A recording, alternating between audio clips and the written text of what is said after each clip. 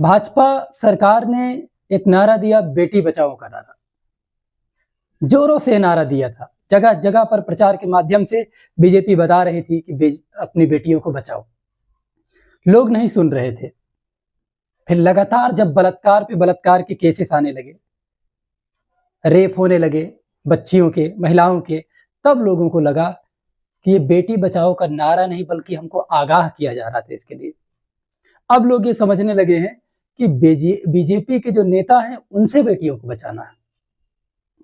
जिन BJP नेताओं की आत्मा अभी जीवित है, अगर आप देखेंगे तो ये जो अंकिता भंडारी का केस है, उस बच्ची का केस जो उत्तराखंड की थी, उसमें आपने देखा होगा कि बीजेपी नेता के लड़के का नाम आया है। जो नेता बीजेपी से हैं उनकी अंतरात्मा कुछ जगी इस केस के बाद, तो उन लोगों ने इस्तीफा देना शुरू किया। प्रथम इस्तीफा आया था उत्तराखंड के ऋषिकेश से। भाजपा युवा मोर्चा के नेता थे जिनका नाम था बहुखंडी, अंकित बहुखंडी। इन्होंने अपना पहला जो है इस्तीफा दिया। वो इस चीज से नाराज थे अंकिता भंडारी के केस को लेकर के कि आखिर जो एजेंसीज हैं कर क्या रही हैं। अब तक में तो इस पर न्याय हो जाना चाहिए, जांच हो जानी चाहिए थी, लेकिन कुछ हुआ नहीं उस पर।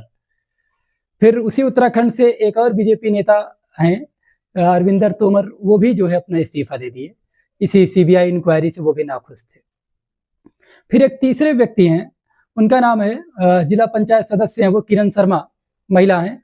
इन्होंने भी जो है इस्तीफा दे दिया सिर्फ इसीलिए, एफबी पर अपने लिखा भी इन्होंने कि पार्टी के लोग मूक दर्शक बनकर के तमाशा देख रहे हैं, जन्मदिन पर वीआईपी को बधाई दे रहे हैं, लेकिन ऐसे जो केसेस हो रहे हैं उस पर कोई संवेदनशीलता नहीं दिखा रहे। तो अब कहीं ना कहीं अगर देखा जाए तो नेता लोग बीजेपी के इस्तीफा दे रहे हैं, उसका कारण यही है कि वास्तव में रेप के केसेस तो बढ़ रहे हैं, स्थितियां सामान्य नहीं है। आपको लगता होगा सब कुछ न्याय के हिसाब से चल रहा है, सब लोग व्यवस्था बहुत ठीक है, मुझे ऐसा नहीं लगता, क्योंकि अभी आपके घर के आसपास ऐसे केसेस नहीं हो रहे हैं। अभी आप अपने घर में सुरक्षित हैं तो आपको लग रहा है देश भी सुरक्षित है। सच्चाई इससे हट करके है।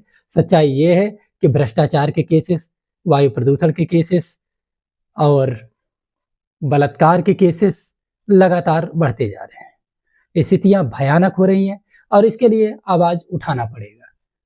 मुमकिन है कि आप आवाज उठाएं तो आज नहीं तो कल आपको मार दिया जाएगा, जैसे मुकेश चंद्राकर पत्रकार को मार दिया गया और भी जैसे पत्रकारों को मार दिया गया।